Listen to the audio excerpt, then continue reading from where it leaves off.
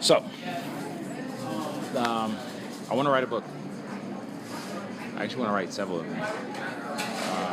And I don't know where to get started. I know what story I want to tell. One of the first ones I want to write about, and we discussed briefly, was about friends and how basically your friends don't matter. They do, but they don't. And if you build yourself a good group of people to be around, you'll be successful. You build yourself around a bad group of people, you'll be a failure. And I've dealt with all groups growing up, and even now. I thought I had like some decent business partners, and then I found another group of business partners, and it's like, wow, that's a whole new level. So I want to write one on that. And then the second one I want to write on is being hubris. And I know people are like, well, why would you want to be hubris? I call it the Donald Trump effect. Is he the best businessman on the planet? Absolutely not.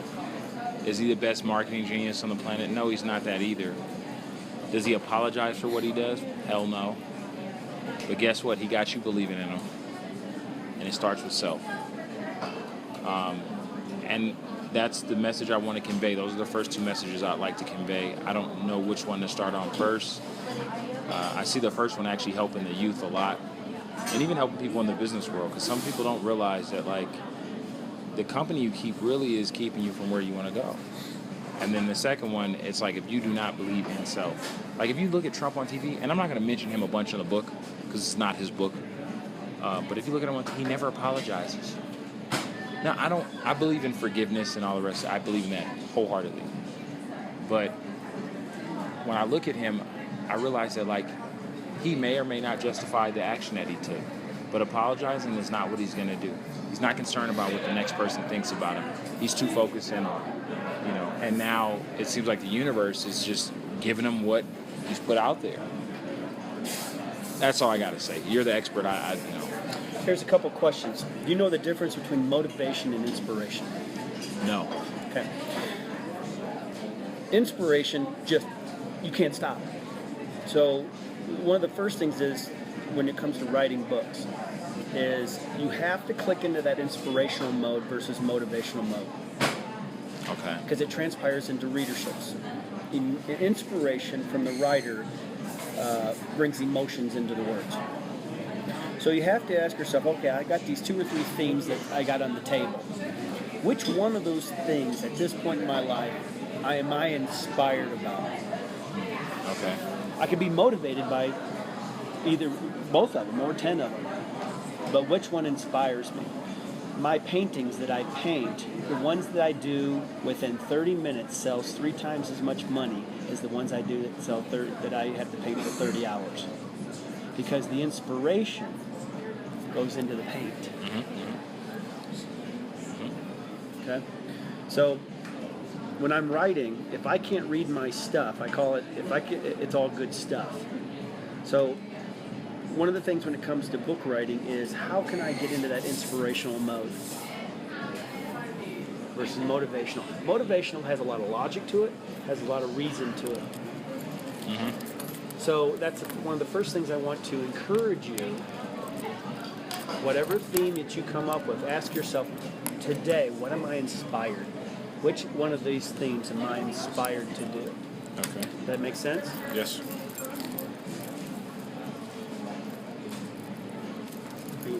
Just plug it up because that thing might die. But most people don't understand the difference between the two. So when you say, okay, the thing that I'm inspired by, I don't know, sometimes my wife is inspiring. Does that mean like I use her to write a book? When you and your wife are inspired to do something, your relationship deepens automatically, doesn't it? Of course. There's your reward for the inspiration. If your wife and you are motivated to go do something, the relationship doesn't deepen as much. No, because that thing could turn off at any moment. That's right. Inspiration, you can't turn off. Okay. It comes and goes. You talk to any songwriter, you talk to any book writer, you talk to any painter, whatever. You can't. It's like birthing a child. I can. There are some of the most famous songs that are written in 2 minutes. So are you saying I shouldn't put too much thought into this? I catch a vibe and just go. You go. You got to get out of your own way. You got to get into the inspirational side. Words don't teach, only life experiences do. That inspiration comes and it comes, and you got to lead, because it'll go just like that. But the best books and the best songs that are written in inspiration, not motivational. So how do I get myself, I guess, in that moment? Do I find a quiet space to write? I mean, I don't drink, so it's like, I don't use drugs, so it's kind of like, what do I do? Do I allocate time every day to write this thing, or? Well, writing does take a discipline. If you want to write, you do have to block out some time to write during every day. So sometimes the inspiration just doesn't come. You can get into it, but you can be motivated. That gets you into the inspiration. But in my world, it's quiet time. It's meditation. It's in the morning. I pick a time of day that my brain is going to be the most relaxed. I don't have my phone. I don't have any outside influence whatsoever. And I'm teaching my brain to relax.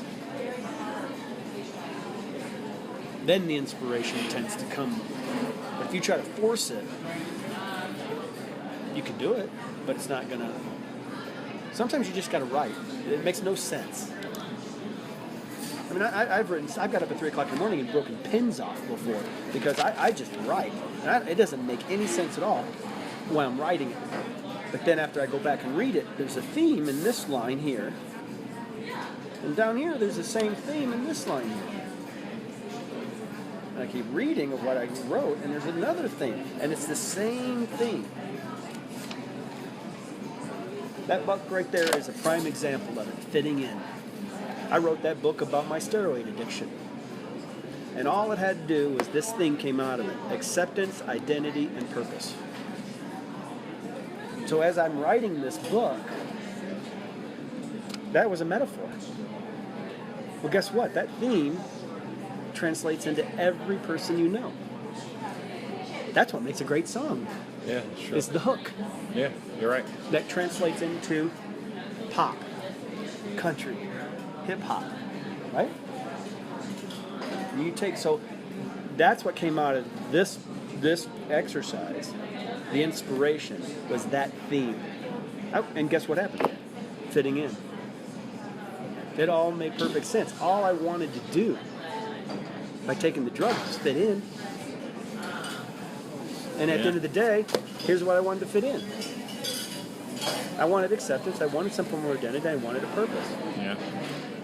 That came through inspiration. That didn't come through motivation. But the theme came out of writing, just writing and not thinking. And that's challenging for some people because they think they have to have the formatting done before anything. The other thing is, don't type it, write it first. You can easily get on this computer and start typing, right? But what happens is you go to your motivational side of your brain, which is the logic and reasoning and formatting, and you lose the inspiration. When I do this, the emotions come into the words. I became Mr. America because I wrote 100 times a day, I am Mr. America. I didn't believe it, but I kept writing it and writing it. And if you know anything about bodybuilding, it's about one day. It's about timing. It's about the Olympics. It's about, okay? And 1 hour before my contest, I weighed in and that night I had lost 10 pounds and I never went to the bathroom once. Through writing a book, you write first. Write first. Okay. How long does it have to be? Until you stop writing. But having said that, your book should be over 200 pages. Why? Because the world thinks that if it's under 200 pages, it's too simple and it doesn't work. We live in a world of complication. My publisher said, even if you cut and paste, write a book over 200 pages. These books didn't sell near as well as this one did. Because of thickness. They think this one's it. These two things can say the same thing. Hardcover. People think a hardcover is better than this. Weight loss. People think if it's complicated, it must work. If it's too simple, it must not work. Bodybuilding, same thing. But I was no smarter than anybody else. I work smarter. So the same thing with book writing. It's got to be over 200 pages. Okay. Because people don't believe it. Okay. And just write. Because here's what will happen, Jacob. When you start writing, this theme will come out of here, and you'll just continue to write. The answers will be in this piece of paper, if you're inspired. But you have to decide on what you, because here's what's going to happen. If you take the inspirational book first, I was inspired to write this book called Changing from the Inside Out.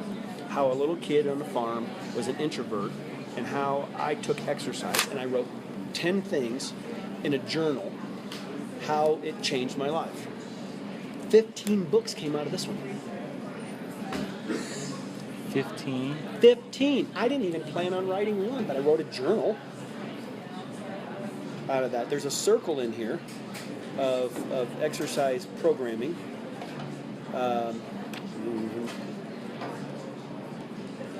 Where is it? And I wrote a book off of each one of those things in the circle. But I didn't plan on it. I was inspired to write this book.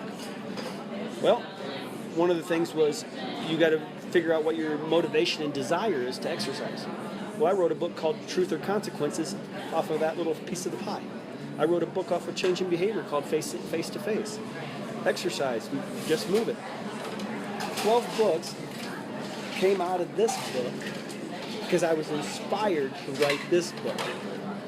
See what I'm saying? Mm-hmm. So if you got 3 themes that's in your head, and if you go to the motivational one first, or the motive one, you won't hardly write. But if you go to the inspirational one first, there will be 3 or 4 other books come out of this that you're supposed to write.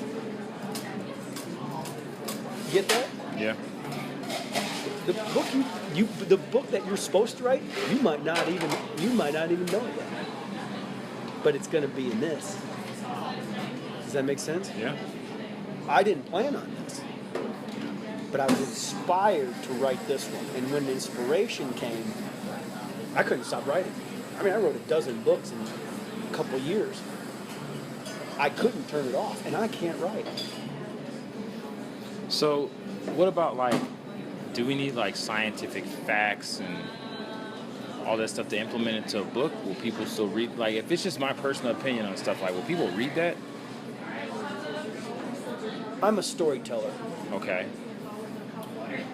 The other thing that I learned is if I didn't know an answer to something, I would get a scientific opinion just to back me up. But at the end of the day, I have learned through 47 books, people want stories. Why do you think I sat in a Starbucks coffee shop? It's all about stories. This business is successful because of this coffee cup and telling stories around a coffee cup. That's true. They got it down pat. You too. So at the end of the day, your readership is going to want a story of relativity. So not a bunch of scientific facts. Some. You got the anal retentive, back this up with scientific fact. But if you can do both, but the majority of it is inspiration through storytelling with a little backup of science, which I do with my nutritional stuff. I don't claim to be a nutritionist. These are my stories. Here's the science behind it. So if you have a little bit of both, at the end of the day, people want relativity and authenticity.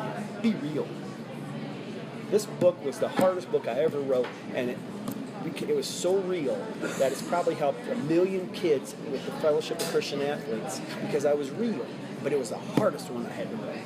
Why? I told about my steroid abuse, my steroid addiction. I didn't measure up. A guy telling somebody in a book that he didn't want to measure up to a female, or different things. I mean, I exposed a lot of people. I talked about my insecurities. I talked about why I was addicted. That was embarrassing. It was just vulnerability. But at the end of the day, that's all they wanted was people could relate to acceptance, identity, and purpose. Right? So do I have to be? This is one of the things that like I fear too, that maybe my popularity is not big enough for someone to want to read my book. Mm-hmm. That was my thing too. Couple of them. Here's what I've learned with that. What's that? Pick anybody in this room. Mm-hmm. Anybody. What if you knew that their life depended on you writing that book? What would you do? I'd write it. No fear, right? Yeah. You wouldn't care if anybody read it or not. Yeah. How do you know that's not true? That's the first thing. What if you only have an audience of one? What if that's all about? What if your life and what happened to you? What if this steroid addiction? What if this book where a woman put a gun in my mouth? Okay? What if this book was about, my adoption? What if this book about my autism and all that stuff? What if all that stuff, personal stuff, happened for a reason for one person? It was worth writing, right? It was worth writing. So those are the two things. Because people come up to me every day and say, I'd like to write a book, but I'm not a writer. I'm not either. But the sooner I got off the fact that I was not a writer and I was a storyteller, everything changed. After I got off the fact that if I just one life, if I could change one life, then what if that gentleman needed to hear? Maybe whatever that storyline is, whatever that theme is, there's somebody in this room that's just waiting for you to tell the story. And what if you knew that?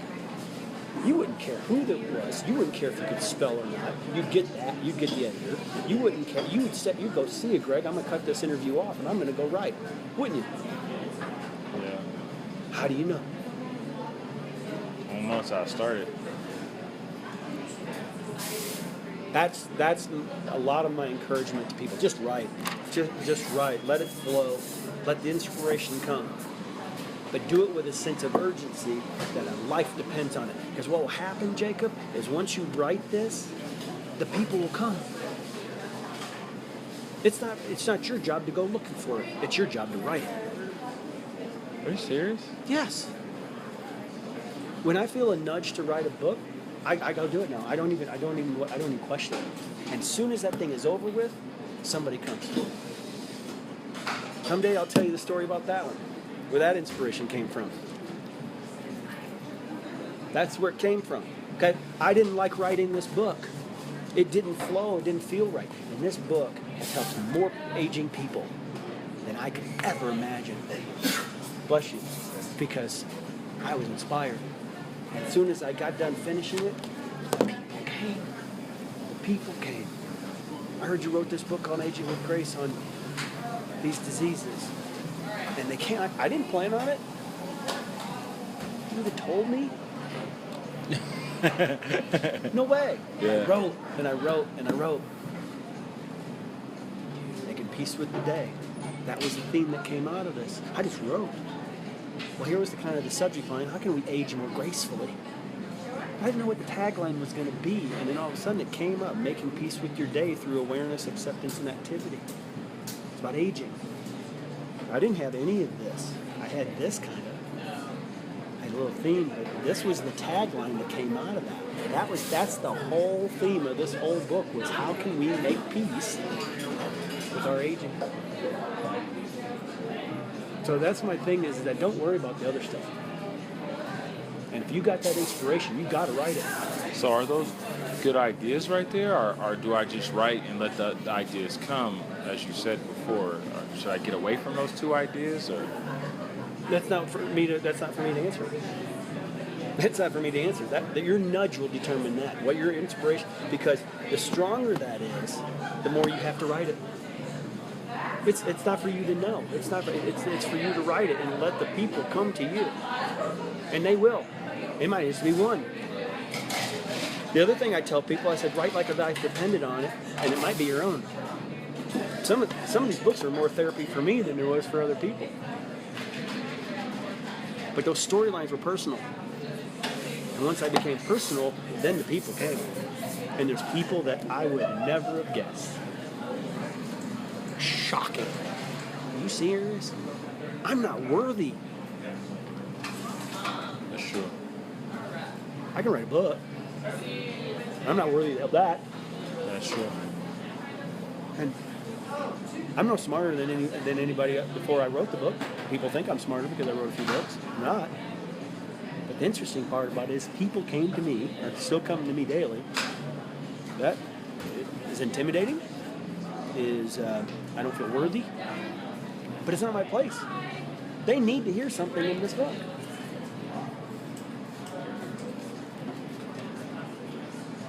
The third book that came out of this book, Changing from Inside Out, a lady emailed me from Australia. And she says, thank you for sharing your story when I needed to hear it the most.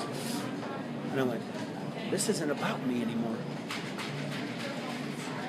My point to that is, whatever she read in here, she didn't even tell me what she read in here, but it hit her at that particular time in her life. What if your theme in your book today is for somebody 20 years from now who's contemplating decisions, who's not feeling worthy, and all they need is a feather of hope? On all my books, I have feathers. I have hidden feathers on all my books. And that is my theme or my brand, and that brand is hope. Okay? A feather doesn't know where it's going to land. It doesn't know how long it's going to stay. It carries no baggage. It just goes with the wind, right? And all these books is just hope. All you're writing about is hope to give to somebody through words. And what if a life depended on it? So as you write, more things will be inspired. And you'll find a theme. I'll guarantee you, Jacob, you will find a theme. And that theme is what needs to be written for that particular person a couple years from now or 6 months from now or whatever. It's already being strategized. But it's not your job to figure that out. That make sense? No, that does make sense. Inspiration is so much better than motivation. Why do people quit smoking? The ones that quit smoking the longest quit cold turkey. Why do people that lose weight when they start cold turkey than they wait till the New Year's resolutions? They're inspired. That goes a long way. Goes a long way. But the more we wait for motivation, the less likely we are to do it. Think about that. And it doesn't always come right away. That's why I started off this talk by telling you is that you've got to know the difference between inspiration and motivation and try to get into that inspirational mode the best way you can. Okay. You can't force it. You can. I'm not trying to. It's just I realize like where I'm at in my life, like, and I've been saying this for the last few years. Like, I'm tired of being the background singer when I know I have a voice to be like the lead. And I feel like sometimes the information I share with people, it goes in one ear and out the other. You know what? I deal with high net worth individuals, and they'll take my advice, but all they want to see is deliverables. And the advice I'm trying to give them is like, this is what's going to be life changing. This is what's going to help you long term. You're sitting here focusing on this, but I'm telling you, you're paying me so I can share this with you, and they just don't really listen. How do you know? Well, because I see some growth, but then I'll see them actually go, and they'll do something that just does not make sense. To you? To me, yeah. And it's like stuff we've already talked about, you know? And I just feel like I'm worth more. I really do. I know these things equal out to capital eventually, but I just feel like I'm worth more. I feel like I'm getting shortchanged in my life. And I'm tired of having this wealth of knowledge that I can't share with a person that's going to go out and really go kick some butt. Because I'm sharing it with somebody who's like, maybe I'll do it, possibly might do it. All right, I'll try a little bit of it. I want the person that's going to pick up my book, get inspired, and I want to speak in front of people. I really do. I really want to be in front of crowds of people and sharing my story and trying to help them figure it out. And you don't have to be rich to hear me, you know? Right now, that's what it's been. It's been like some of my past friends and people who are really wealthy that gets to hear what I say. And I'm kind of tired of that. I'm kind of tired of like answering to them. I want it to be a choice where it's like, I would choose to work with this person, not like financially I have to work with this person because I'm not living out who I'm supposed to be. I have a book coming called The Harvest Time, and it's about 10 biblical principles that my father on the farm taught me. Okay? So I want to read this to you, what I posted. It was never, ever our job to just plant the seed, sit there, and wait for it to break ground.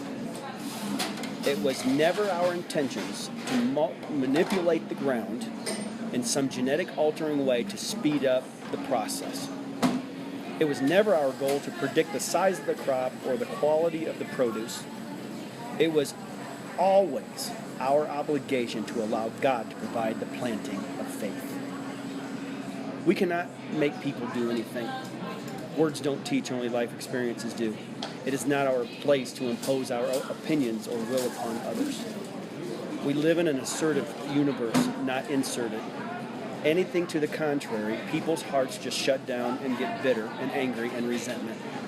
The job of the farmer was to connect with his soil, believe in the process, empathize when things didn't go right as planned, and thank God for it all in the end, harvest or not. Your job as a writer is a seed planter. That's it. You're worried about this. You're worried about the tree. How do you know what those people hear? Your job is to plant the seed. Get it? No, you're right. Because you will always be frustrated with people. Because you think, you're not hearing me. Right? Yeah. It's coming. You're going to die of a disease. You're not hearing me. I have learned through this book writing, all we are farmers of planting seeds. My father got on me all the time because I didn't take over the farm. I said, Dad, I'm not a dirt man, but I'm a farmer. I'm planting seeds by writing books. And people will email you from around the world saying, thank you for sharing your story when I needed to hear it the most. You get that? You got to learn that you're just a seed planter of words. Let life and God take care of the rest. Does that make sense? Yeah. And you're a messenger. Yeah. You're a messenger of words. You're a messenger of hope. And if you, that's one way, you just got to figure out a way to release that. I never watched my father sit there and watch a plant grow. He never shouldn't see it. He just knew if he planted it, enough of them, watered them through faith, it'd grow. You ever heard the story about the bamboo tree? No. You know, the bamboo tree is the longest germinating seed in the world. It takes 5 years for a bamboo tree, once you plant one seed, for it to break ground. 5 years? Mm-hmm. Do you know it's the fastest growing tree? Once it breaks ground, it grows 80 feet in 6 weeks. And it never grows alone. The longest germinating seed is the fastest growing seed in the world once it breaks ground. What if it takes 5 years for somebody to hear your words? But all of a sudden they turn around and they write a best-selling book, or they... What if? What if it takes 5 years? That's what you have to remember as you write, Jacob, is that you're a seed planter, and you plant another one, and you plant another one. It's not my responsibility how people are going to take my words. It's my obligation to write it like a life depends on it. God and everything else will take care of the rest. But what if they don't read it? What if they don't understand my words? What if they take it wrong? What if I get sued or whatever? That's not my responsibility. I got to write it, man. I got to write it, and I got to write it fast. I wrote this book in 4 months. Because God had a different plan. Wow. I didn't expect it, but I had to write it. And now the wife, Yeah. and her inspiration through this is to write a book. Wow. Wow. That's I don't know heavy. why I had to write it. I didn't even like it. Did it sell? So more copies than most of my other books combined. People are emailing me saying, you know, about the little taglines in here. I mean, I just come up with, I always come up with little taglines, whether it's this one or different ones, and they're like, that little tagline changed my life. That deal with nutrition and Asperger's that you told a story about changed my son's life. Permission slips, the story on permission slips, realized that I could make a mistake and it was okay. I mean, I didn't feel right to write it. I was like, ooh, this is just not. But the urgency and the inspiration was there. The words weren't. I thought. I just wrote it. I had a deadline, had to get it done, got it done. The urgency was the other side of the coin. Somebody was saying, you got to write this thing. But if you'd have told me I have to write it for that, I wouldn't have believed you. I wouldn't have done it. The doubt would have came in. So how do we quiet the doubt? Just right. You do. You just got the quiet that you're always going to doubt. And I wrote that this morning in one of my posts, is that every time you leap, there will be opposition. The bigger the doubt, the more you got to write it. Okay? Because if a life depends on it, and an audience of one, doubt comes from internal thinking. Doubt comes from pride. Doubt comes from looking inward. You know how you get rid of doubt? This is not about you. And you remember that. Because if it's not about you, you can't have doubt. Doubt only is present when we're worried about ourselves and our reputation, our ego. That's when doubt happens, and fear. You can't have doubt with appreciation or talking to somebody else. You can't. That's how you get rid of doubt, is focus on somebody else. This is not about you, Jacob. You're the messenger. You're the seed planter. Yeah. It's not your responsibility to worry about all that other stuff. Yeah. When you don't do that, then there's no doubt. And then this gut thing. Man, when you feel that gut thing, you can't deny that. There's something going on, powers that be, whatever you want to call it, around you. I couldn't deny this because of that. But if you had told me that, I would have denied this. Because I wouldn't have felt worthy. God's saying, just right. Yeah. I'm 50 years old. Why do I want to write what do I have to say to a 70-year-old? That's what my thought was. 70-year-old's not going to listen to a 50-year-old. They're not going through the same thing. But 20-year-old, 30-year-old, 50-year-old, 70-year-old, 90-year-old, 100-year-old, they all have the same issue. Making peace with the day. Which has nothing to do with age. It had nothing to do with age. Yeah. But my first instinct was, I can't write this book. This tagline was not even created. I can't write this. Who's going to listen to me? And then this tagline came out and it said, oh, a 20-year-old will. They have that issue. So what does it cost? All right, so let's say I write this thing. What does it cost to write a book? You can self-publish it for less than $1,000. Okay. Wow. All right, so wait, time out. I can self-publish a book for less than $1,000? I can self-publish a book for $200.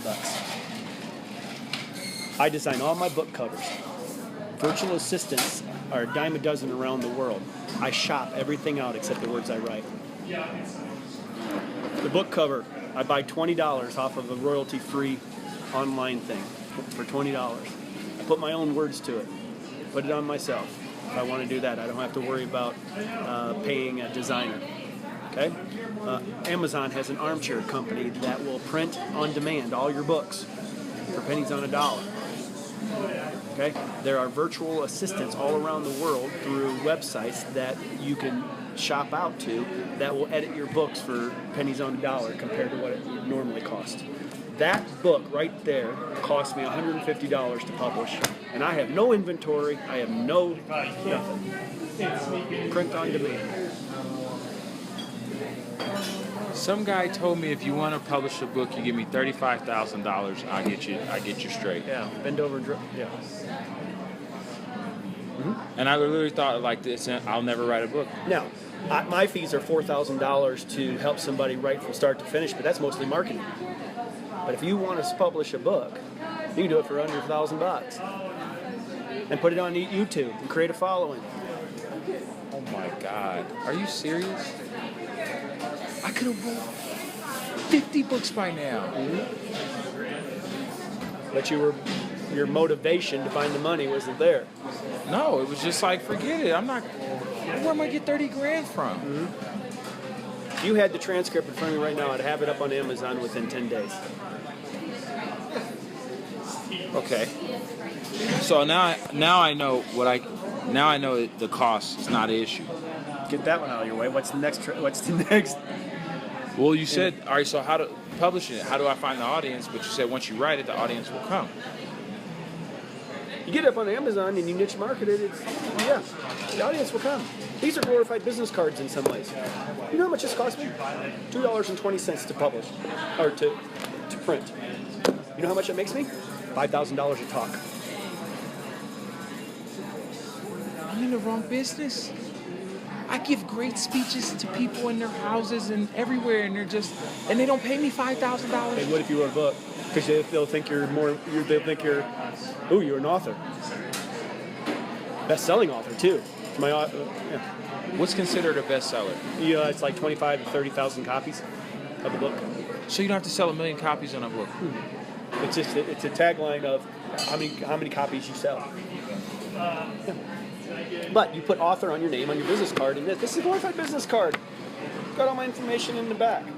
Everything I said in here, I give books away for free, and then all of a sudden they call me and they say, "Well, hey, you want to speak? Yeah, it's cost you $5,000. Okay. Best form of advertisement you ever had. Why am I meeting you right now? Students ready, the teacher appears.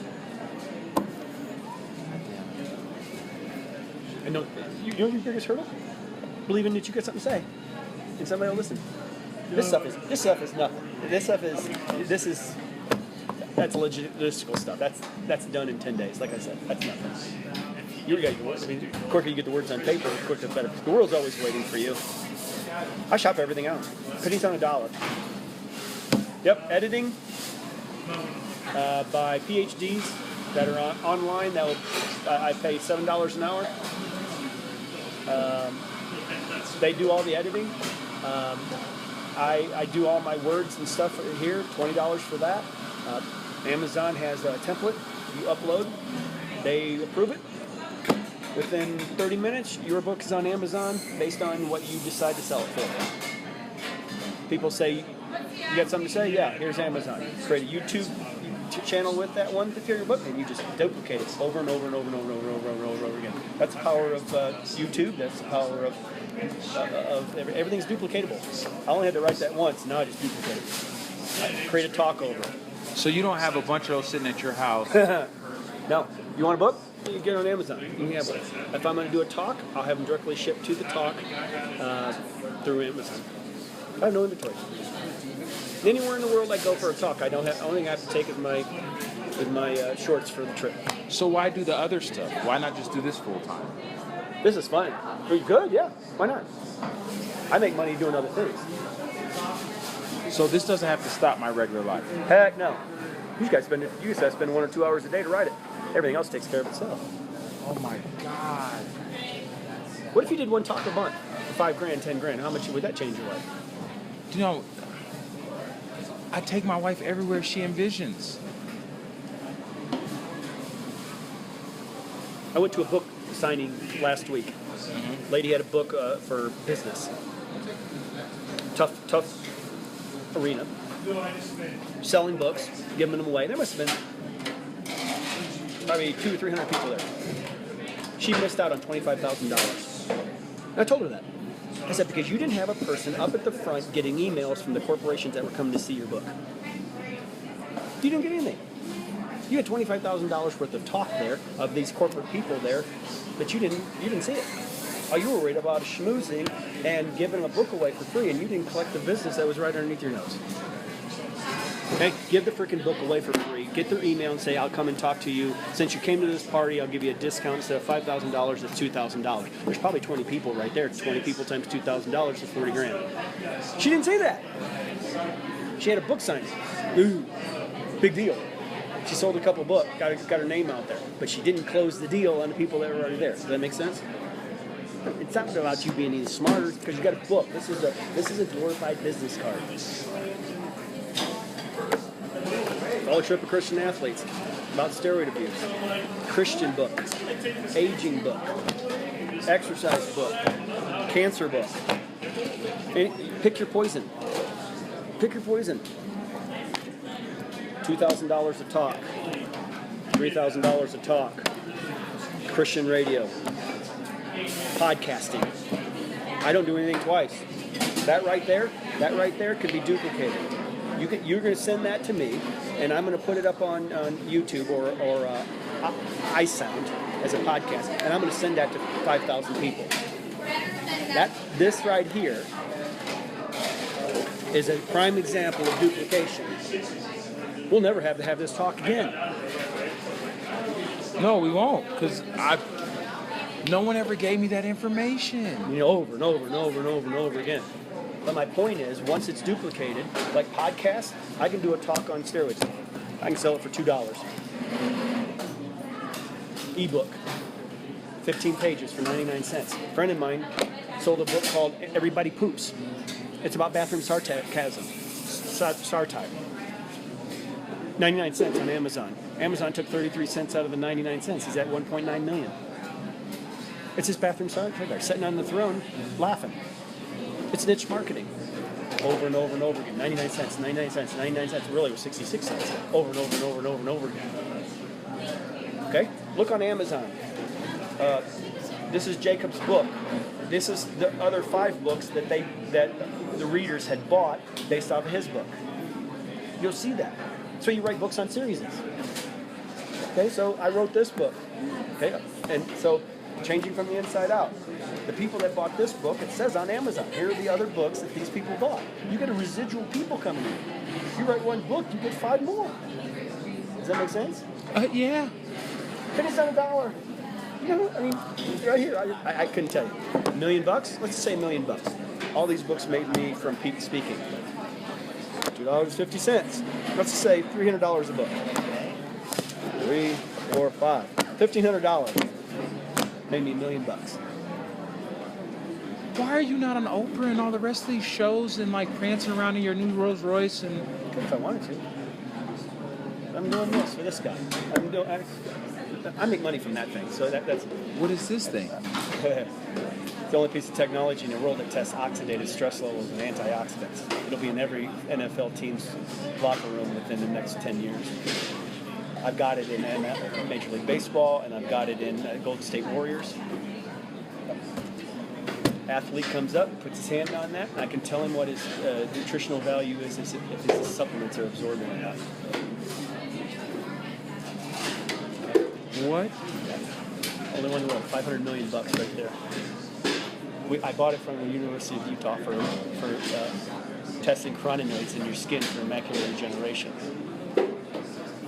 We started putting them in all the Olympic training centers.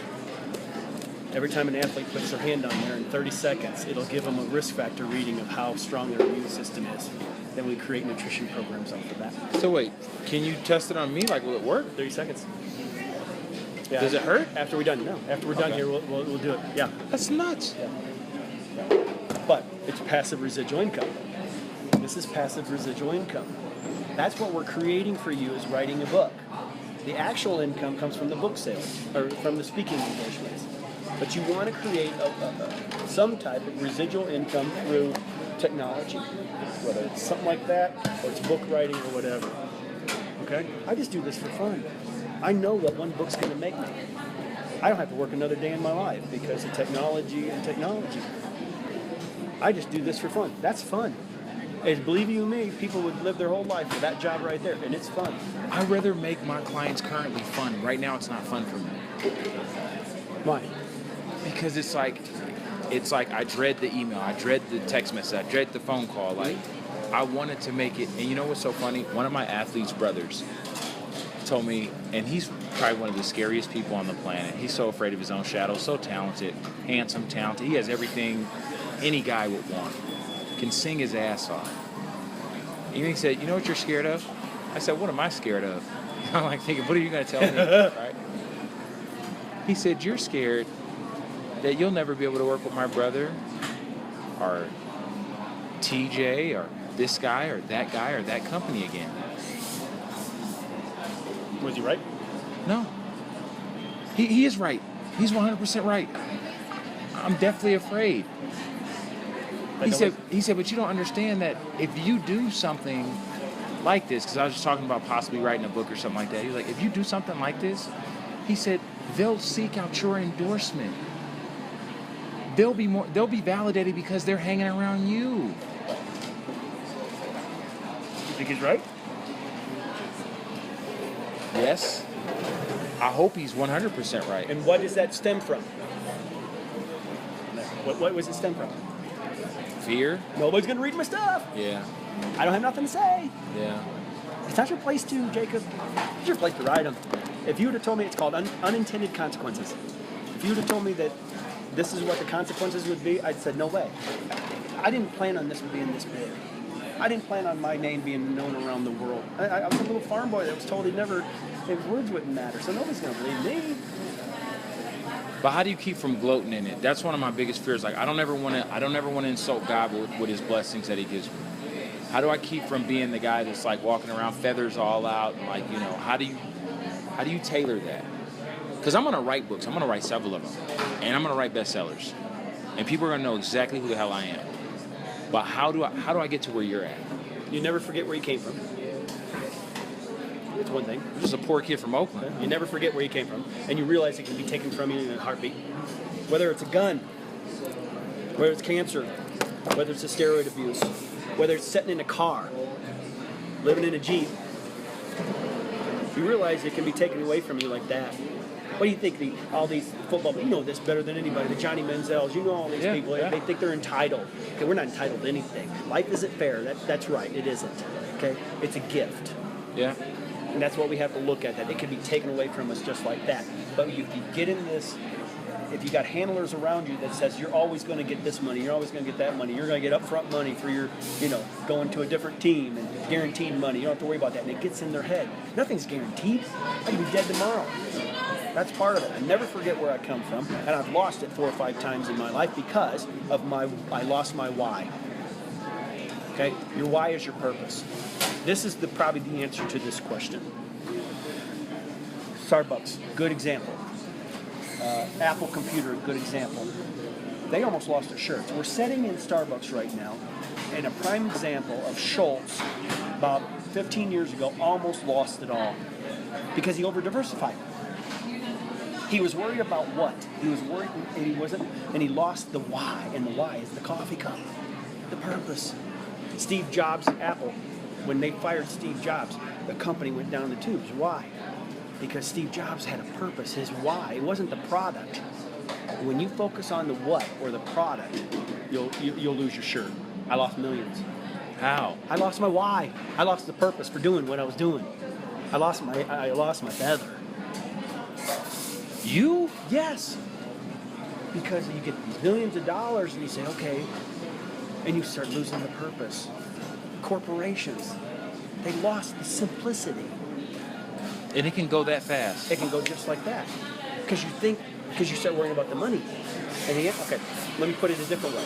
You were worried about how much money it was going to take to write that book. That's the what. You were focused on that, not the purpose for writing the book. What's the purpose for writing the book? That's the why. That's to help the other person. I want to change people's lives. Exactly. But you were focused on the money. And you never wrote anything. And I honestly, I was born with dyslexia. I was also born with, only 60% of my hearing. So I grew up, a long time in my life feeling like I'm a dumbass. And so, I want people to know that, dyslexic people, we can be incredible. We don't have to be socially ostracized. We don't have to be less of anything. That's really one of my biggest purposes. I've overachieved in life because I felt like they told me I was dumb. They told me I wasn't attractive. They told me I was too fat. I was too short. I wouldn't be nothing.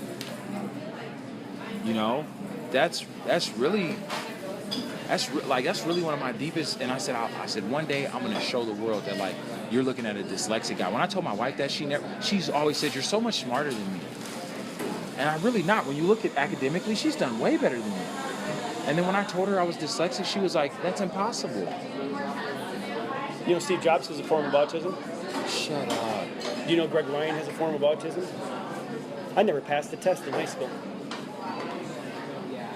I've tested Mensa as a genius. I know what's going on right over there. I can feel her pain. I got diagnosed with Asperger's 15 years ago. I have full-blown attention deficit disorder. That's impossible. I never passed the test, Jacob. But you're here with me in the present. You've not missed a beat. You haven't like went off like 47 books and 6 bestsellers, and the best is yet to come. I was told I never amounted to anything, buddy. My purpose is to take that ADHD kid that's about ready to commit suicide and say, you got a gift, not a disability. And when that kid learns he's got a gift, he'll change the world like Albert Einstein did with autism. Yeah, full-blown. Dyslexic. You name it. Steve Jobs, Asperger's, Bill Gates, same thing. Because they were told that it was a liability, not a gift. You're looking at a guy that was told he'd never amount to anything. His words never mattered. Couldn't write a sentence. But I found somebody online that could edit it for me. I was good at telling stories. That's when it all changed. I'm the storyteller. I'll get the other people to write for me. And my father, God love them all, stay on the farm. Do the dirt thing. Dad, I'm not the dirt thing. I don't know why. I'm just not the dirt thing. I love you, but I'm a seed planter of stories. How about writing? You got spelling mistakes in this. I don't care. People come up to me and say, well, on page 45, that you should have spelled two with two O's instead of one. And I'm going, I don't give a rat's behind. yeah, because you bought it. No, because but the thing is, I changed in a life. The real people that need to hear it aren't going to worry about two O's and a two. They don't even care. They don't even care. I don't care. Yeah. Well, what about your reputation? Okay,